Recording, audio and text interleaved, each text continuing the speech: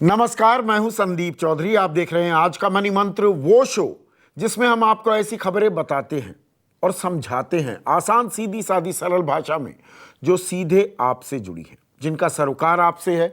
News that you can use and news that you should and ought to use, क्योंकि ये आपकी नौकरी, आपकी आमदनी, आपकी गृहस्थी, आपके बाल बच्चों और देश की अर्थव्यवस्था से जुड़ी खबरें होती हैं।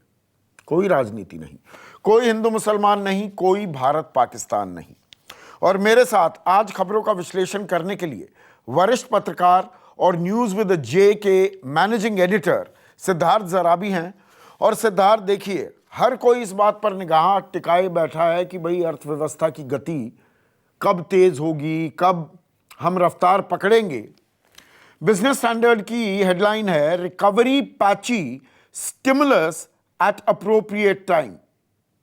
वित्त मंत्री निर्मला सीतारमन ये कह रही हैं कि देखिए, अभी रिकवरी पैची है, कहीं हो रही है, कहीं नहीं हो रही है, चलते हैं फिर रुक जाते हैं। और जो स्टिमुलस की बात है उसको रूल आउट नहीं कर रही हैं, कह रही हैं वो वक्त आएगा तो हम दे देंगे। साथ ही साथ एक और अहम बात कही है कि this is a moment where we can turn a crisis into an opportunity. आपदा को मौके में तब्दील कर सकते हैं। लेकिन दरअसल हो क्या रहा है, मतलब यही कर रहे हैं हम, आपदा को मौके में तब्दील, या मौके को, are we turning the opportunity into a crisis? Well, Sandeep, I could probably agree with you on that last statement that there is an opportunity to pump prime and boost कई सेक्टर्स में growth को। और वो opportunity अभी ऐसा आप जाने देखेंगे कि बहुत सारे इंडस्ट्री के लोग इसके बार बार पिछले कई दिनों से कह रहे हैं कि वो अपॉर्चुनिटी एक क्राइसिस में तब्दील हो रही है, क्योंकि डिमांड साइड जो सपोर्ट चाहिए था वो मिल नहीं पा रहा है। और जब आप रिकवरी पैची वाली स्टेटमेंट को और स्टिमुलस एट अपॉर्चुन टाइम को जोड़ें अगर, तो विषय क्या निकल रहा है? आपको ध्यान होगा कि लगभग 2 महीने पहले जब अनलॉक की एक प्रोसेस गति पकड़ के आई और हमने देखा कि कुछ ही घंटे पहले उस अनलॉक में सिनेमा हॉल भी खुलेंगे 15 अक्टूबर से। हाँ, ये भी एक बहुत बड़ा बात करेंगे। हाँ, बहुत बड़ा कदम लिया गया है। यानी जो 8वां या 7वां स्टेप है अनलॉक का वो हो चुका है। परंतु रिकवरी पैची क्यों है? क्योंकि अगर आप गाड़ी को स्टार्ट करते हैं और गाड़ी में सब कुछ है, चाहे आपने 6 महीने घर पे गाड़ी खड़ी रखी थी, आप कहीं बाहर गए हुए थे, आए, अगर गाड़ी में सब टनाटन है तो तुरंत आप उसको स्टार्ट करते हैं, गाड़ी एकदम गर्म हो जाती है, आप निकाल लेते हैं, ज्यादा से ज्यादा तेल और हवा भरने की आवश्यकता पड़ी है। परंतु अगर गाड़ी में से बैटरी ड्रेन हो गई हो और टायर बिल्कुल फ्लैट हो गए हों और पेट्रोल सारा उड़ गया हो और चूहों ने उसकी वायरिंग खाली हो, तो वो गाड़ी स्टार्ट नहीं हो पाती है। और अगर हो भी जाए तो बड़ी पैची होगी, धक्का मुक्की लगी, उसको आपने ओवर रिपेयर शॉप ले जाना पड़ेगा। मैं मानता हूं कि हमारी इकोनॉमी की स्थिति भी ऐसी है। इतना बड़ा जब सीवियर लॉकडाउन हुआ उसके बाद गाड़ी एकदम से सफाई से शुरू नहीं हो पाई। स्वाभाविक है, उसमें सरकार का कोई दोष नहीं है। कोरोना अभी जितना 3 महीने पहले था या 6 महीने पहले था उससे बहुत बड़ी संख्या में है। और कम्युनिटी स्प्रेड तो अब एक ऐसी स्थिति है जिसकी कोई बात भी नहीं करता। इस कारण से मैं मानता हूं कि स्टिमुलस में देरी नहीं होनी चाहिए थी। सेक्टर बाय सेक्टर सपोर्ट जो दिया जाना चाहिए था वो पर निर्मला सीतारमन, सिद्धार्थ, यहाँ पे कह रही हैं जब मौका आएगा, हमारा ओपन माइंड है, हमने अपना दिमाग खुला रखा है, वक्त आएगा हम दे देंगे। अब वो क्या कहती हैं?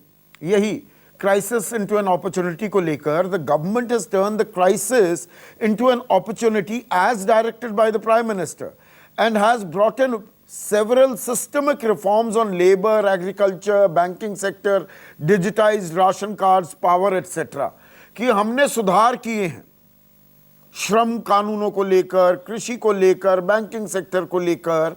We could have easily opted for providing some succor and not do anything, but we went for critical reforms. कि हम दे सकते थे पैसा और बैठ जाते कि दे दिया जी, बात खत्म। आपके ही शो पे संदीप, एक नहीं दर्जनों बारी मैं ये कह चुका हूं कि इस सरकार की बहुत हमें दाद देनी चाहिए कि जो टफ स्टेप्स हैं, जो कठोर कदम, कठोर निर्णय हैं, जो पॉलिटिकली डिफिकल्ट निर्णय हैं, उनको सरकार ने लगातार लिया है। फार्म सेक्टर को लेके हम जानते हैं, आपका कृषि का बैकग्राउंड है, आप ये समझते हैं कि ये बहुत सारे कदम, बहुत साहसिक कदम है। रिफॉर्म्स और स्ट्रक्चरल इंप्रूवमेंट्स की के बारे में कोई दिक्कत नहीं है। आप अपनी एम्बेसडर गाड़ी में पिछली सीट निकाल के उसमें आप रिक्लाइनर लगा दें, बहुत अच्छी बात है, हम उसको मना नहीं कर रहे और मैं इस बात का समर्थन करता हूं। मैं एग्जाम्पल कोई मतलब मजाक के लिए नहीं दे रहा हूं, मैं एक साधारण उदाहरण दे रहा हूं कि हम स्ट्रक्चरली चीजों को बदलना चाह रहे हैं। मोटरसाइकिल को हम चार पहिया गाड़ी में बदलना चाह रहे हैं। These are very very good steps. परंतु समस्या क्या है कि हमें स्ट्रक्चरल रिफॉर्म्स को, कृषि क्षेत्र में जो रिफॉर्म्स लाए गए हैं उनके परिणाम निकलने में समय लगेगा। प्राइवेट नहीं, सेक्टर उसमें की मेरी एक बस ऑब्जेक्शन है। ये कानूनों में जो बदलाव किए गए, मैं सारी चीजें मानने को तैयार हूं। मिनिमम सपोर्ट प्राइस को गारंटी कर दीजिए। वो मिनिमम सपोर्ट प्राइस है, देश में उसके नीचे खरीदी नहीं होगी, कानूनी जुर्म हो जाएगा। संदीप, आपने जो ये विषय उठाया है, मैंने इस विषय पे कई दिन पहले मतलब सार्वजनिक ट्वीट भी किया था जब ये विषय नया नया शुरू हुआ था, और कई लोग इसके बारे में टिप्पणियां कर रहे थे कि ये बताइए कि इतने सालों बाद भी, इतनी सरकारों के बावजूद भी मिनिमम सपोर्ट प्राइस को लेजिस्लेटिव प्रोटेक्शन क्यों नहीं है। Exactly. ये क्यों एक ब्यूरोक्रेटिक डिसीजन है। Committee on agriculture cost and prices जो है CACP, ये वर्षों से चली आ रही है। मैं दावे के साथ कह सकता हूं कि मुझे तो कम से कम नहीं, और आपको भी शायद उस कमिटी के 2 मेंबर का भी नाम जानकारी हो। बिल्कुल सही कहा। तो ये निर्णय राजनीतिक निर्णय होना चाहिए। जैसे कैबिनेट कमेटी ऑन सिक्योरिटी है, जैसे cabinet committee on economic affairs है, कैबिनेट कमेटी ऑन अपॉइंटमेंट्स है, why is there not a cabinet committee on agriculture sector? और क्यों नहीं 2/3 जनता खेती किसानी से जुड़ी हुई है। बिल्कुल बिल्कुल। और अगर आप देश के किसान को, जो इस देश की सच्चाई में रीढ़ की हड्डी है, जंग हो जाए, कोरोना हो जाए, कुछ हो जाए, भूखा कोई नहीं मरा। क्यों? क्योंकि किसान ने काम किया, किसान ने उस धूप में भी अपनी जान को जोखिम में डाल के अनाज प्रोड्यूस किया, सब्जियां प्रोड्यूस की, जिसके कारण हम जीवित हैं। तो इस सेक्टर के लिए why is there not a cabinet committee? आप छोड़िए ना CACP, छोड़िए कानून को, कैबिनेट तो अपने हाथ में है, कमेटी बनाना तो 5 मिनट का काम है। मैं क्रिटिसिज्म नहीं कर रहा हूं, मैं सवाल पूछ रहा हूं कि ये 50 साल में कैबिनेट लेवल का डिसीजन क्यों नहीं है? नहीं, और ऊपर से नरेंद्र तोमर तर्क ये देते हैं कि ये कभी पहले भी कानून का हिस्सा नहीं था, MSP अब भी नहीं है। अरे बना दो ना MSP को कानून का हिस्सा। 2011 में working group on consumer affairs के अध्यक्ष थे नरेंद्र मोदी, आप जानते हैं, और अध्यक्ष रहते तत्कालीन प्रधानमंत्री मनमोहन सिंह को चिट्ठी लिखी थी कि स्टैट्यूटरी प्रोविजंस लाए जाएं, कानूनी प्रावधान लाए जाएं MSP को इंश्योर करने के लिए। मुख्यमंत्री रहते आप ये कहते हैं आप प्रधानमंत्री हैं, आप कर दीजिए ना उसे। जी, अब दूसरी बात इसमें, आप जानते हैं कि MSP की जो परचेज है उसकी क्वांटिटेटिव इशू है किसान को। साल दर साल जितना प्रोडक्शन हुई है उतनी परचेज नहीं हुई है, नेचर के कारण, अकस्मात बारिश के कारण, बाकी कीड़े लग गए, मॉइस्चर है, नमी है, इसके कारण बहुत एक प्रॉब्लमैटिक परचेजिंग होती थी। तो प्लीज समझिए, मोर बायर्स, और आपने सब्जेक्ट भी पढ़ा हुआ है, जितने ज्यादा खरीदार होते हैं उतना ज्यादा दाम बढ़ने की संभावना है। अब अगर खरीदार कार्टेल बनाए तो उसकी कार्टेल के अगेंस्ट एक्शन होनी चाहिए। अब संदीप, दूसरा विषय लेते हैं। टेलीकॉम प्राइसेस में कार्टेल के against telecom regulatory authority of India का एक एक्ट बना हुआ है। कंपटीशन कमीशन ऑफ इंडिया बना है कि अगर आप कोई भी इंडस्ट्रियल प्रोडक्ट या सर्विस में कार्टेलाइजेशन करें तो उसके against competition commission of India बना है, जो पहले monopolies and restrictive trade practices commission था। अब मुझे बताइए कि cabinet committee of agriculture prices के साथ साथ एक और संस्था बनाई जाए जो ये कहे कि एग्रीकल्चर परचेजिंग में कार्टेलाइजेशन के अगेंस्ट। यही तो डर है किसानों को, वरना ये कानून बाजार के हवाले होगा और अच्छी कीमत मिल जाए। इससे अच्छा क्या हो सकता है? संदीप, फ्लोर सीलिंग कर दीजिए। और आपने बहुत वैलिड पॉइंट उठाया है, ये कार्टेलाइजेशन होगी तो किसान को तो मार देंगे। अब तीसरी बात इससे जुड़ी, क्योंकि आपने मुझे मौका दिया तो मैं ये क्रमशः एक विचार रख रहा हूं, इस पे मैं आर्टिकल लिखने वाला हूं। First, cabinet committee on agricultural produce and pricing. Second, कोई भी बॉडी, उसका जो भी नाम देना हो, जो कार्टेलाइजेशन को प्रिवेंट करे, जिसके पास कंपटीशन कमीशन और टेलीकॉम रेगुलेटरी अथॉरिटी के लेवल की जो प्राइस कार्टेलाइजेशन को बचाने के लिए पावर हो, लेजिस्लेटिव बैकिंग हो। तीसरा, अब आई एमएसपी की बात। मैं मानता हूं कि जैसे जीएसटी के कानून में संदीप रेट्स को कानून में नहीं लिखा गया, इस विषय को थोड़ा समझिएगा। अगर आप किसी भी रेट को कानून में लिखेंगे तो वो पार्लियामेंट्री अमेंडमेंट का मोहताज बन जाएगा। मेरा प्रस्ताव यह है कि मिनिमम सपोर्ट प्राइसिंग जो है उसकी साइंटिफिक प्राइस डिटर्मिनेशन, इसके लिए एक स्टैंडिंग कमेटी हो, काउंसिल हो, जिसमें इकोनॉमिस्ट हो, एग्रीकल्चर जो सामान बड़ी संख्या में खरीदते हैं। आप जानते हैं कि बहुत सारी जो हमारी टोटल एग्रीकल्चरल प्रोड्यूस, सीरियल्स और फ्रेश प्रोड्यूस, सबको जब हम मिलाते हैं तो रफली 85% is purchased and sold without MSP support. केवल 15 नहीं, उसमें एफसीआई और शांता कुमार कमेटी की जो रिपोर्ट है उसके हिसाब से सिर्फ 6% की खरीदी एमएसपी पर हो रही है, 94% बाजार के हवाले है। मतलब हम कहते हैं कि 20% हवाले है ना, just for the sake of argument. तो जब 80% में मार्केट फोर्सेस ऑपरेट कर रहे हैं जहां कोई प्राइस प्रोटेक्शन नहीं है, और 15 या 20% में प्राइस प्रोटेक्शन है, बट आप और मैं जानते हैं कि वो प्राइसिंग एक पॉलिटिकल डिसीजन है, पारदर्शिता वाला डिसीजन नहीं है। गन्ने की प्राइसिंग को ले लीजिए ना संदीप, आपको तो इतनी जानकारी है। तो ये समय आ चुका है 2020 से 2050 तक के लिए, 30 वर्ष के लिए हमारी पॉपुलेशन, आमदनी की ग्रोथ, एग्रीकल्चर लैंड की प्रोडक्टिविटी की ग्रोथ को ध्यान में रखते हुए ये एक तीसरी जो संस्था हो, स्टैंडिंग कमेटी हो, कैबिनेट के अंडर हो या उस कार्टेल कमीशन के अंदर हो, जो प्राइसिंग डिटरमाइन करे on a scientific continuous ongoing basis. उसके लिए स्वामीनाथन कमेटी ने रिपोर्ट दी हुई है ना, सरकार कहती है हमने लागू कर दिया, लागत से 50% ऊपर न्यूनतम समर्थन मूल्य है। That is all हॉगवॉश।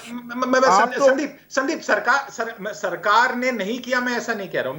मैं जोड़े सुनिए, अब एक सेकंड, आप मुझे बताइए आज की डेट में हमारे देश में बिजली की प्राइसिंग कैसे डिटरमिन होती है? It is determined bye a commission. आप सेंट्रल इलेक्ट्रिसिटी अथॉरिटी है और सेंट्रल इलेक्ट्रिसिटी रेगुलेटरी कमीशन है। आप बिजली के दर को कोई नहीं चेंज कर सकते, केजरीवाल जी भी नहीं चेंज कर सकते हैं, ना बढ़ा सकते हैं ना घटा सकते हैं। उसके लिए जब एक रेगुलेटरी ढांचा है, मैं आपको बार बार ये कह रहा हूं, एविएशन में आपने कोई प्राइसिंग का मैकेनिज्म, टिकट प्राइसिंग का कुछ नहीं किया, उसमें हो हल्ला मचता है कि जी महंगाई आ जाती है। दूध में आपने नहीं रखा है, आपने एग्रीकल्चर प्रोड्यूस में नहीं रखा है, गेहूं, अनाज, चावल के लिए कुछ 15% के लिए रखा है, बाकी का क्या? इसलिए मैं कह रहा हूं कि सब आर्गुमेंट्स छोड़ दीजिए, दलगत राजनीति से हट जाइए। आप एक साइंटिफिक बॉडी हो जो लगातार ओपन हाउस बेसिस पे, टेलीकॉम में और बिजली की प्राइसिंग में आप जानते हैं ओपन हाउसेज होते हैं जहां पे हर स्टेक होल्डर जाके अपनी बात रख पाता है। टीआरएआई की वेबसाइट पे वो उसका ओपन हाउस का एडवर्टीजमेंट आता है, भाषा में उसमें कोई समस्या नहीं, हिंदी अंग्रेजी जो भाषा में बोलना है बोल लीजिए। तो इसको एक बनाया जाए और बड़े आराम से 3 महीने में सारी नई एक प्रक्रिया आ जाएगी। तो ये सरकार के क्या समझ में नहीं आती है ये बातें? इस विषय पे मैं क्या कहूं संदीप, ये तो मेरा और आपकी चर्चा में से निकला हुआ 2-4 पॉइंट है जो आपके सामने। देखिए, अब इसी बात को थोड़ा और आगे बढ़ा लेते हैं, आज बाकी खबरों को छोड़ देते हैं। अब सरकार कह रही है एक देश एक बाजार हो गया। आज की तारीख में हालत क्या है सिद्धार्थ, कि करनाल, कुरुक्षेत्र, अंबाला, जो ये हरियाणा के इलाके हैं, यहाँ जीरी यानी कि चावल बोया जाता है। आप जब जम्मू की तरफ से आएंगे आपने देखा होगा जीरी, अब वहां पर कटाई का समय आ गया है, 1 क्विंटल की खरीदी नहीं हो रही है। और जो हरियाणा से सटा हुआ है पश्चिमी उत्तर प्रदेश में मक्का और नरमा, कपास की जो खेती है, अब मनोहर लाल खट्टर ने कह दिया वहां पर बैरिकेड्स लग गए हैं, किसान नहीं लेकर आ सकते हरियाणा में, कि ना पंजाब, ना पश्चिमी उत्तर प्रदेश, ना राजस्थान के किसानों की, कि हमारे यहां ही ओवर प्रोडक्शन हो रखी है, हम नहीं खरीदेंगे। तो जब आप ताल ठोक रहे हैं एक देश एक बाजार, ये तो आपके सामने हो रहा है। कहां है एक देश एक बाजार? ना एमएसपी पर जीरी बिक रही है, ना free movement of food grains हो रही है।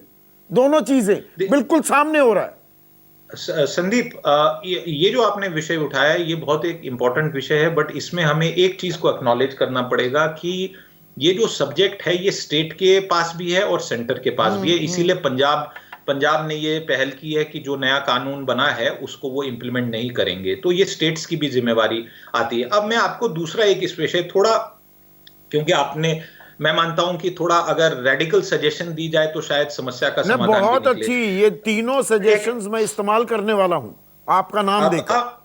आप मुझे बताइए कि जब गन्ना किसान अपने प्रोडक्शन साइकिल में लगाता है वर्ष में, तो उसको ये पता होता है कि जब उसकी फसल तैयार होगी उसके पास खरीदार होगा क्या?